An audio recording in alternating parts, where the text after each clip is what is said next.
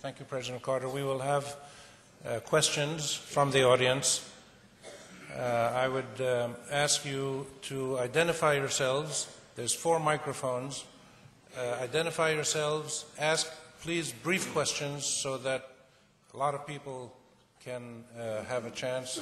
Don't make long statements. Just ask brief questions, and President Carter will answer them as they emerge. Let's start right here in front. You might help me understand the question. There's a lot of accent. Okay. President Carter, my name is Karam Karam.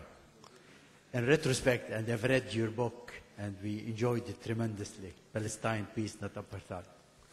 In retrospect, if you go back to 1977 and Camp David, do you think that it was conducted prematurely, and that if other Arab countries were involved in that Camp David Accord, that the peace could have been achieved in a better way and be more lasting? And the second part of the question is, you referred to the UN resolutions, and there is a resolution 149 that states the rights of Palestinians to return. Do you think that this is a thorny issue still, and that the Geneva meeting that was conducted a few years ago did not give it enough importance? Thank you very much. Thank you. Well, I don't think that the Camp David Accords that we negotiated was proved to be successful in the end, because unfortunately it was divided into 2 parts, ultimately. At first it was just dealing with Palestinian rights. And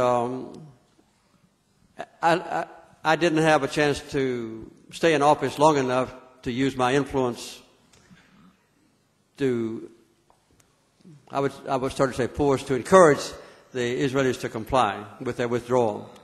When I left office after just 1 4-year term, President Reagan didn't show much interest in the Middle East, and the settlement building began to increase on the Palestinian land, and obviously the Palestinians were never given any full autonomy, which was a requirement under Camp David.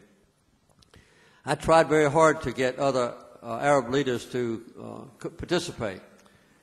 At that time, King Hussein was under great pressure from other Arabs not to participate.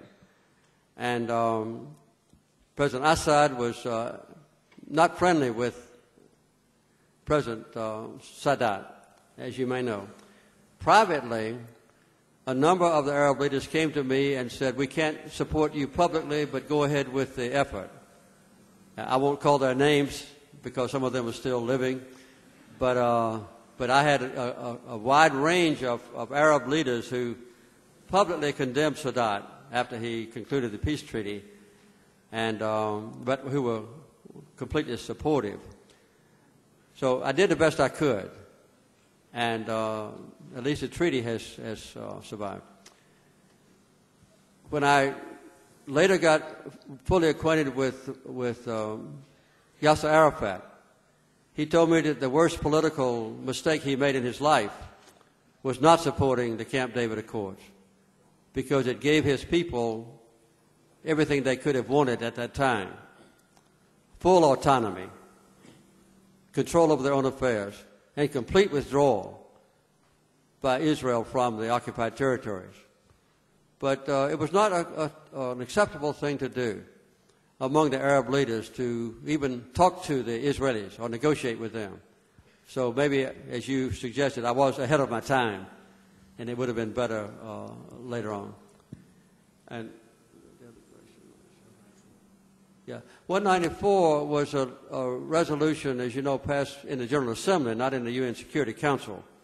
But I consider 194 to still be binding, and that is assumed to be still applicable to the area. There's one departure of the Geneva Accords from what is normally assumed to be 194, and that is that the Geneva Accord recommends that Palestinians return to the West Bank and Gaza freely. and that Palestinians return to Israel only if individual family applications are approved, which leaves it in Israel's hands.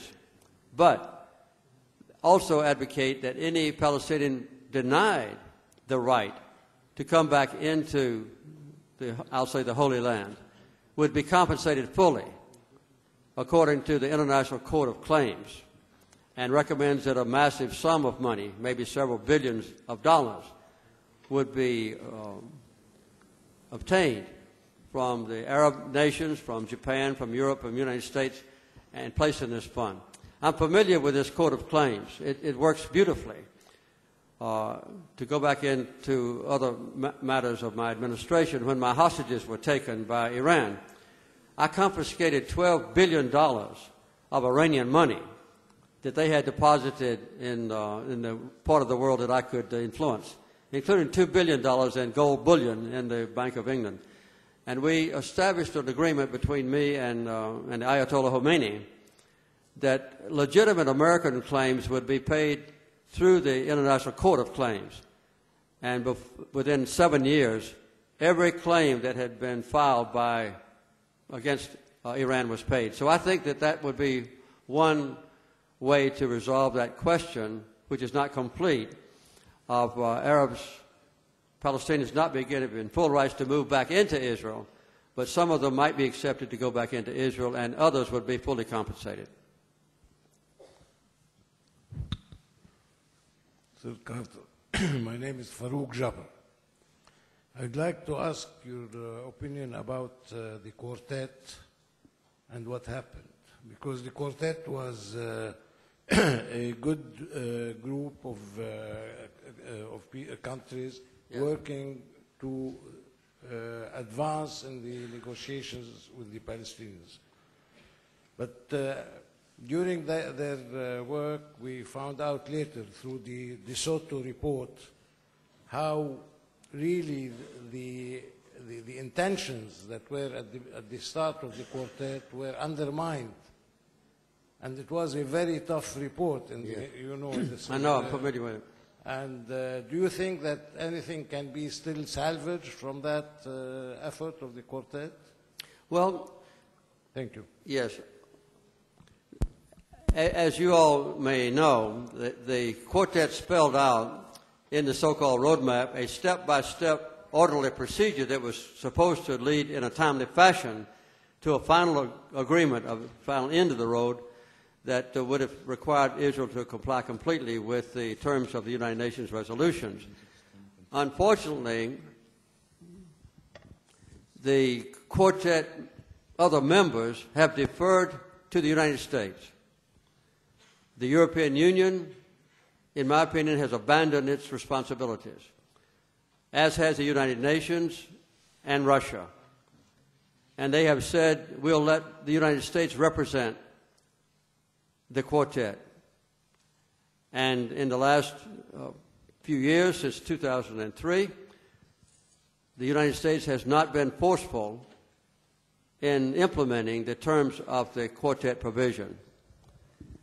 And that can change. The Quartet will meet again on December the 15th, just 2 or 3 days from now. And they'll be meeting regularly in the future after Barack Obama is president. And I think that if the United States ever would say, and I hope they will, let's implement the Quartet's decision, and the United States would take the leadership. In my opinion, the United Nations and the European Union and Russia would join in with great enthusiasm to force Israel under international law to comply. But I think I've answered your question quite accurately. At this moment, the United States' position in dealing with Israel has been, by default, the representation of the Quartet, which I think was a serious mistake. All the members should have been very forceful in saying, let's impose what we decided. Over there. Excellency, President. My name is Joe Karam. I'm a lawyer. It's another Karam. Your Excellency, were you expecting negative negative consequences on the Lebanese scene after Camp David as administration? And my other question, do you think the Israeli society is ready to commit to real peace? Thank you.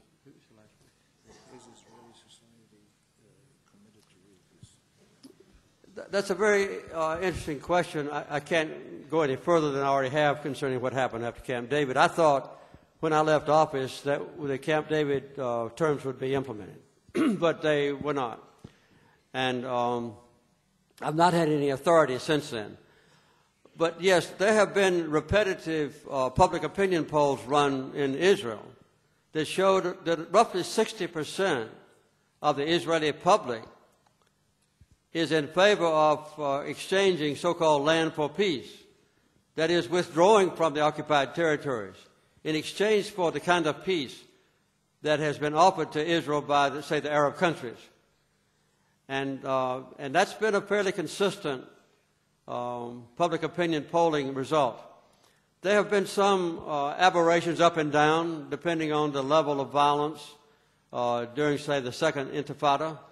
But that's pretty much the same. I saw a poll just recently that said that 56% of the Israelis would accept something of this kind.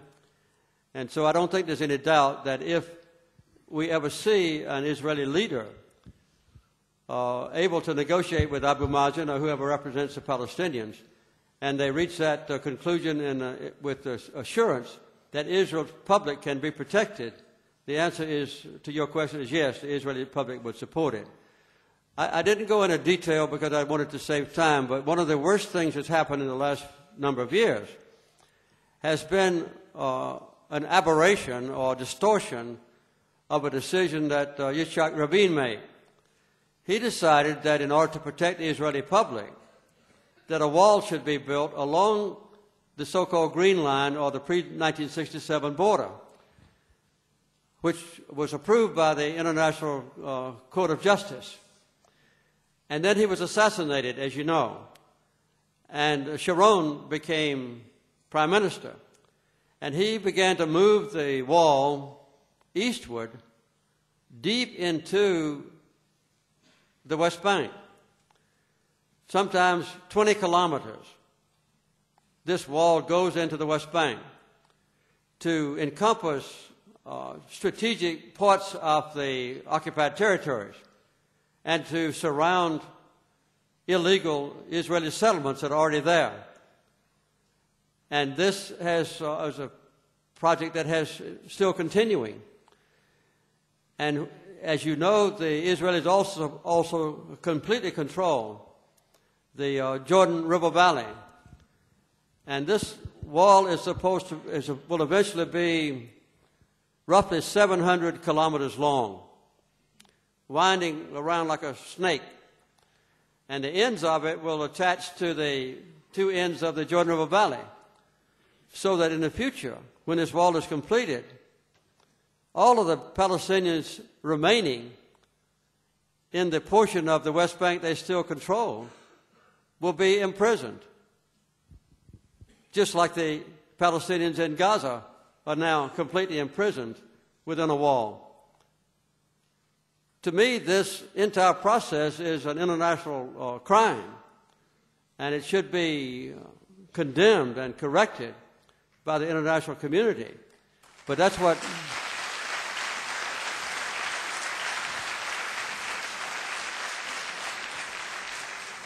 At the same time, within the occupied territories, there are now about roughly 205 settlements.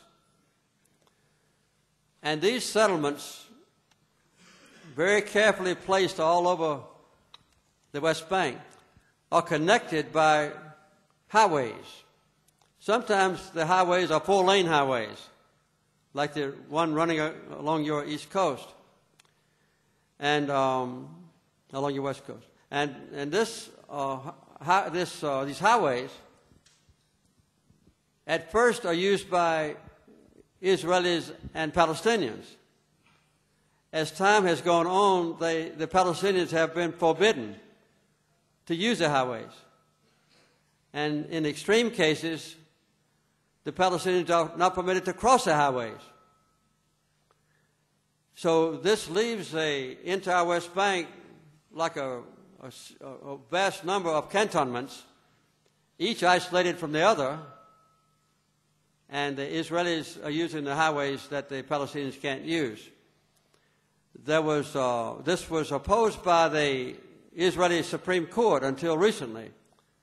But earlier this year, the Supreme Court of Israel ruled that this policy was permissible, ostensibly for the protection of Israel's security.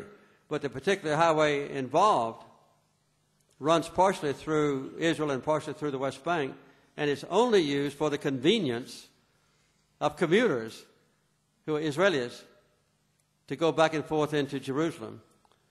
And Palestinians are now forbidden by law to ride on or walk on the highway that was originally built just for them. So the advancing confiscation of land and the persecution of Palestinians continues. At the time of Annapolis Conference, which was supposed to be a new era in progress toward peace, there were about 500 checkpoints, so-called, on the roads inside the West Bank. And they were supposed to be frozen, and no more settlements were supposed to be built. There's been a rash of new settlements built. And instead of 500 checkpoints, there are now 630 checkpoints. So the stranglehold on the Palestinians is increasing. Yeah. My name is Mariam Kereke, and I just want to know, how could Israel look forward to a peaceful future as long as the people they stole their country from live right next door to them?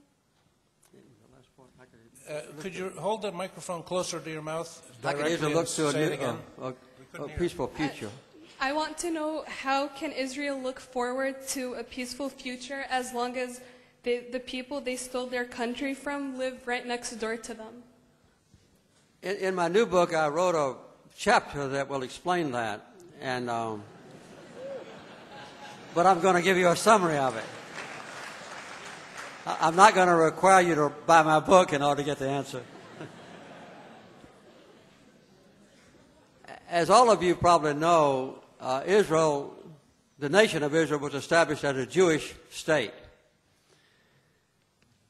with the contemplation by the United Nations and the international community, with which you may disagree from the beginning, that the surrounding area would be occupied by Arabs, many of whom were Christian, but with other faiths, Islam and so forth. And the Israelis decided early, including former Prime Minister Barak and present Prime Minister Ehud Olmert, that there were two choices to be made. One was to have a small nation that was Israel, where Jews living there and moving there from Europe and other places, particularly the Soviet Union or Russia, would constantly comprise a majority of Jews. That was the dream, and that's still the hope. The other option, though, that has been condemned by every responsible Israeli leader is a one-state solution with just one nation between the Jordan River and the Mediterranean Sea, ostensibly to be controlled still by Jews. But the demographic trends are that within a few years, no one knows exactly how many years, less than 20, the majority of the total population in that area will be non-Jews, Arabs and others. And so if they are given equal voting rights, then the government decisions would be made by those who are not Jewish. So the one-state solution, in my opinion, is what's being evolved now, because the Israelis are not willing to give up the occupied territories. And there are just a few 100,000 difference now. As far as voting age is concerned, though, the Arab population is much younger than the Jewish population. And so it would take a few more years to have an Arab majority. So that would mean that you would have a single state, and if it remained Jewish, then the Arab population would not be given equal votes, although they would be citizens of the one state. So it's an extremely complicated situation. I think that with the establishment of the nation of Israel in 1948-49, the vision there was for there to be a single Jewish state, living in harmony with the Arabs and others around them. And the constant expansion of Israeli control has been what has created the present crisis. But I'm not trying to convince you that it was wise to establish Israel in the first place. It was done, and that's beside the point. And we can't undo that, and I don't think anyone in my country at least would want to do that. Neither would I, by the way. But we would like to see Israel living side by side with a free and independent and contiguous and prosperous Palestinian state, where Palestinians who are now incarcerated in refugee camps, including your country, could move back home or either be compensated fully for the property that was taken from them. My name is Nadle Alam, editor-chief of the AUB student newspaper Outlook.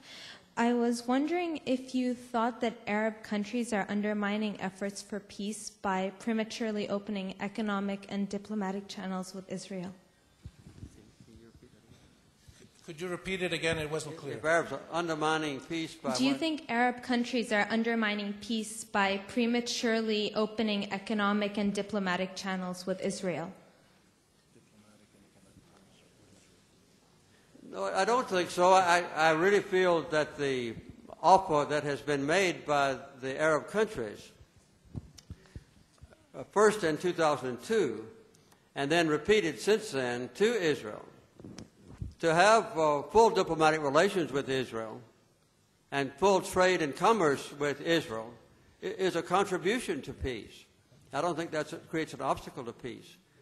And I might add, it's quite interesting that shortly after that first offer was made in 2002, at a gathering of all the Islamic countries, I think there are 52 of them,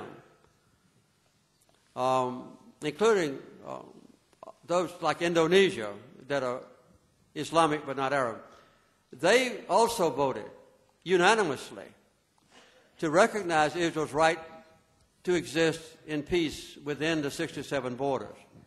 It's interesting to note that the one who made the motion for that was the president of Iran, Khatami, at that time. So you have not only the 22 Arab countries, but about 30 other Islamic countries, all of whom have said to Israel,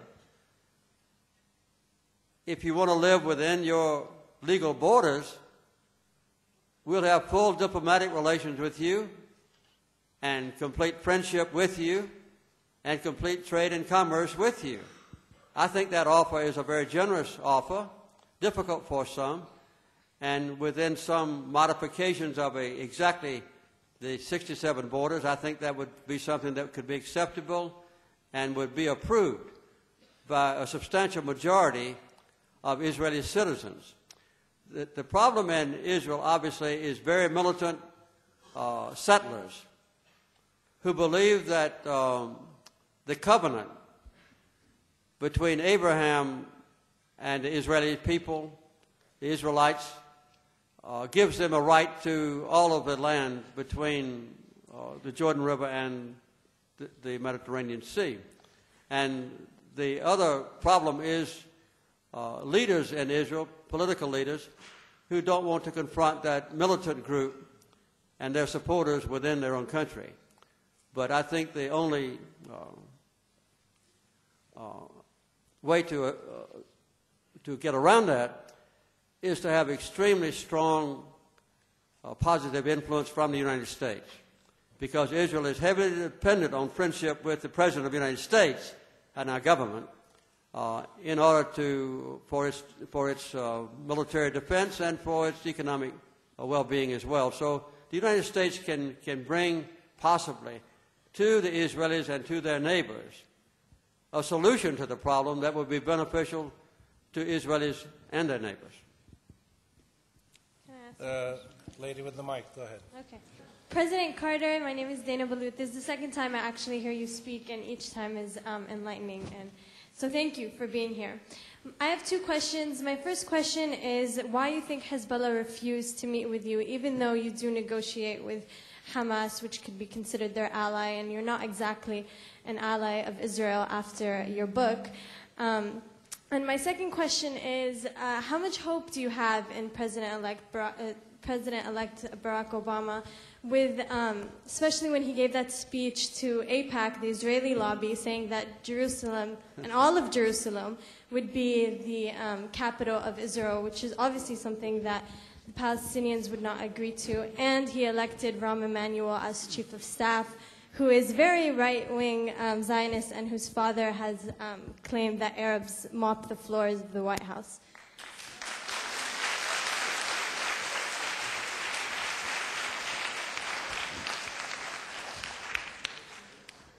I can't answer your first question.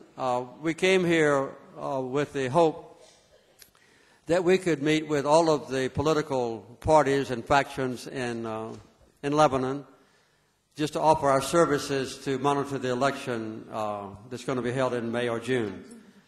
And I didn't come to beg anybody. If the leaders of Hezbollah wanted to meet with me along with other parties, I would have been delighted. But since they chose not to, I've understood from other sources, some of their supporters, the other parties that affiliated with them, that they have no objection to the Carter Center's participating in the election.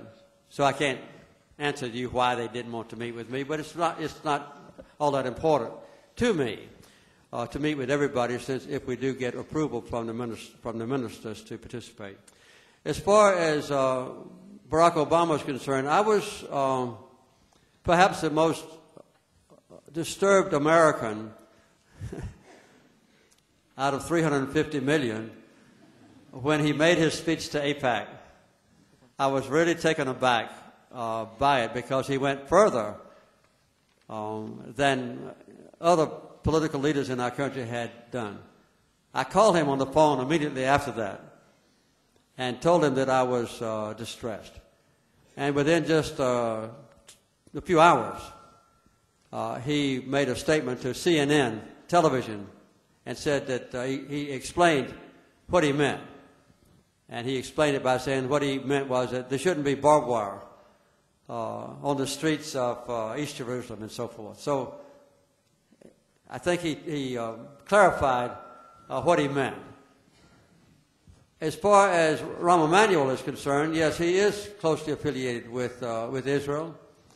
I understand his father served in the Israeli army, and he'll be chief of staff. But I think that another hopeful sign is that General Jim Jones will be his national security advisor. And that will be a very close and intimate relationship that will involve all aspects of foreign policy.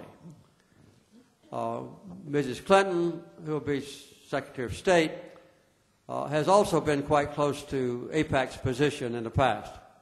She represents the state of New York, where AIPAC is more powerful and influential than any other state. But I think that that Jim Jones is thoroughly familiar with the situation in Palestine. As you may know, he was the one who orchestrated the new and very successful effort to take Palestinians to Jordan and to give them superb training in a police to act as police. And they have now been stationed in 2 communities in the West Bank and are performing beautifully and taking over responsibilities for security from the Israeli army to the Palestinians. And Abu Mazen has been pleased with them, and so have the Israelis been pleased with them. So I think that you don't have any way to know what effect the subordinates of a president might have done in the past as a guide to what the president himself will do in the future. So I still have no reason to doubt the commitment of Barack Obama to move early in his term on the Middle East, and I have hopes and expectations that he will take a strong stand in favor of forceful American influence to bring about peace in accordance with the existing American policy, the Quartet's policy, the United Nations resolutions, and take advantage of the Arab offer of peace. That's my hope and my dream, and I might say the subject of my prayers.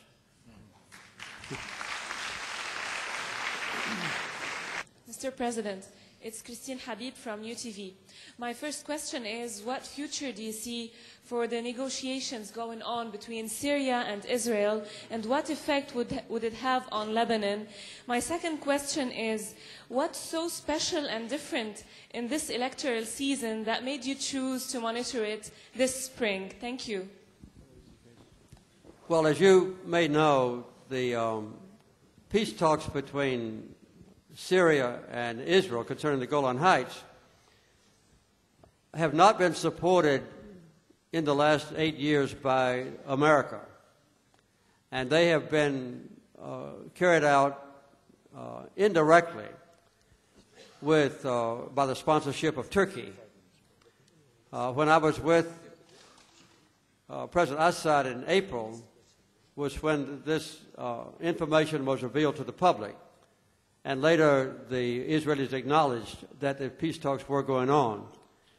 President Assad told me at that time that he didn't see any prospect for ultimate success until America was directly involved and would give full support to the peace talks for the Golan Heights.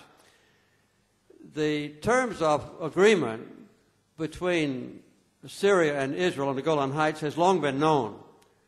In fact, as early as 1983, I went to Syria and met with Hafiz al-Assad, the president's father.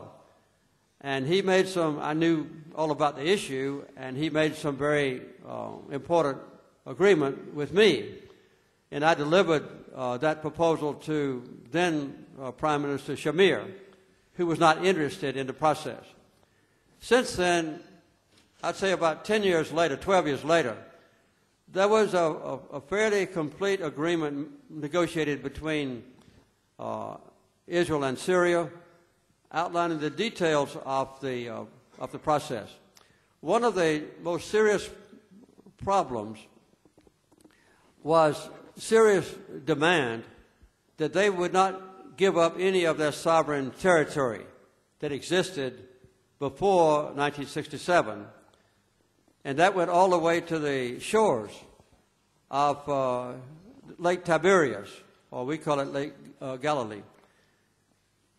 That issue has now been basically resolved by the force of nature, in that a heavy use of water for irrigation has lowered the level of Tiberias enough to expose some new land that could be used by the Israelis to go north and south on the east side of the lake.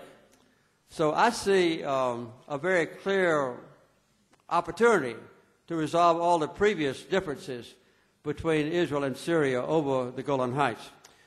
I might add, though, I don't want to be too optimistic, that this particular withdrawal is perhaps the most unpopular among Israeli citizens. Many of them in public opinion polls indicate that they would rather withdraw from the West Bank than to withdraw from the Golan Heights. But I still think that it can be done again with a proviso that America play a very strong mediation role and encourage both sides to comply. So Assad's public position has been that those talks would be held in abeyance until after a new election had been taken place in America, which is now done, and also in Israel, which will probably be early in February. We don't know. But I see the possibilities there for a resolution of that question. As far as Lebanon is concerned, there's no insinuation or no thought on the part of the Carter Center that there's any problem at all with Lebanon conducting a completely successful choice of leaders as scheduled at the end of the spring, in May or perhaps the first week in June.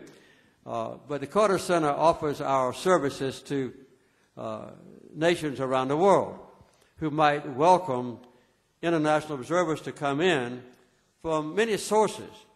So if we are approved, we would come in here and join perhaps some representatives from the Arab League or perhaps some representatives from the European Union. And so they would have a good number of domestic observers. The Minister of Interior mentioned to us the other day 2,500 or so trained domestic election observers that would be scattered all over the country on election day to ensure that it was honest and fair. And I think what the international observers do primarily is to discourage any sort of intimidation of voters or potential violence during the process.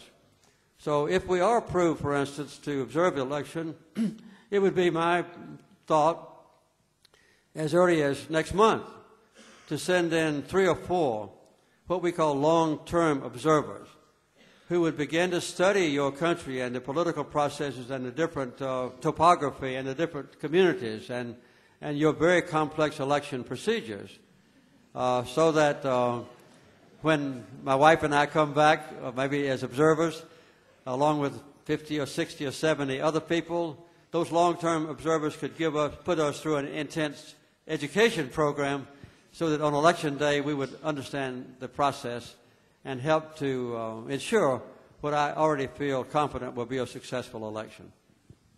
Concerning, for example, the president's influence in Israel, I mean, clearly President Obama has a new opinion.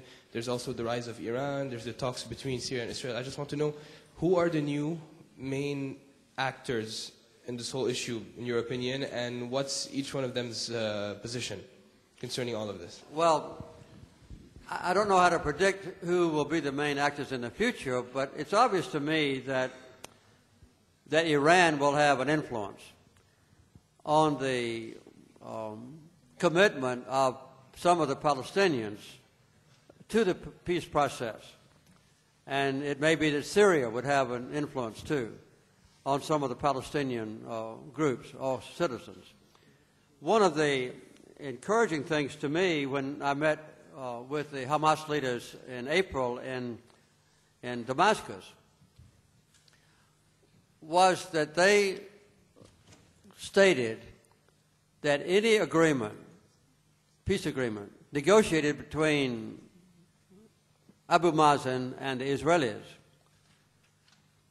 would be accepted by them if that agreement was later submitted to the Palestinian population in a referendum and the Palestinian people approved of it, even if the Hamas leaders did not like parts of the agreement. That was very encouraging to me. And I came back to Jerusalem a day later, 2 days later, and I announced this to the public, and at the same time, the leader of Hamas in Damascus made a public statement to that effect. So that was a new development that was very encouraging. The alternative to that, instead of having a referendum, would be for there to be a democratic election in Palestine once again, as it was in January of 2006, when Hamas candidates could participate. And so the unity government that would include several factions of Palestinians, if they approved the peace agreement, that would be acceptable to Hamas. The public opinion polls in the Palestinian area, including Gaza, have shown an overwhelming desire to have the two-state solution implemented, with the Palestinians having an independent and contiguous, manageable nation alongside Israel and living in peace with Israel. The other new players, obviously, would be the new American administration. I think that's the most important, as I've said several times this evening. And we don't know what's going to happen yet concerning the presidency of the Palestinian Authority, the leader of the Palestinian Authority, or the PLO. As you may know, Abu Mazen's term expires in January. And we don't yet know whether he will remain on as president or if another one would have to be elected. So that would be an uncertainty. But let me close my evening comments by saying I don't consider myself an oracle or authority on the subject. It's a very complex authority, and I'm sure many of you know more about the subject than do I, certainly for certain portions of it. But I think the main message that I bring is that peace is necessary, not only for Israel and the Palestinians, but for the entire Middle East, for the entire region, indeed the entire world. I think that the primary cause of a demonstrated terrorism that we've seen in many places on earth in several recent years, that if the Palestinian issue was resolved peacefully and with justice and human rights, I think a great deal of animosity against my country and Western nations would be alleviated. So I look on the possibility and the need for peace to be important not just for Lebanon and Syria and Israel and the Palestinians, but for the entire world. And my hope is that if the United States should default on our position of leadership, that others would fill that vacuum and use the full influence of the world to bring about peace. But I still believe that it's very hopeful that our new president will take that leadership role and not disappoint any of us. And I hope that all of you here will give support, even though you might have very deep feelings of animosity and prejudice, say, against Israel, that you will look upon the right of Israel to live in peace and with its citizens secure, in harmony with its neighbors, is something that you would accept perhaps reluctantly, but accept in order to get peace for everyone else. And that's the same thing I always urge the Israelis to do, to accept a peace proposal, even if you don't like all the terms of it, because it's better for you as well as your neighbors. We know that in the Christian Bible, it says that peacemakers shall be called the children of God. And I think that applies to people who worship in other ways as well. I think people of all faiths, or even no faith, would be called the children of God who promote peace. And I hope that would be one of the results of my offering this evening. All of us will join together with a degree of love and care and compassion and forgiveness, looking to the future for a time of peace in God's holy land, which you occupy along with others. Thank you very much.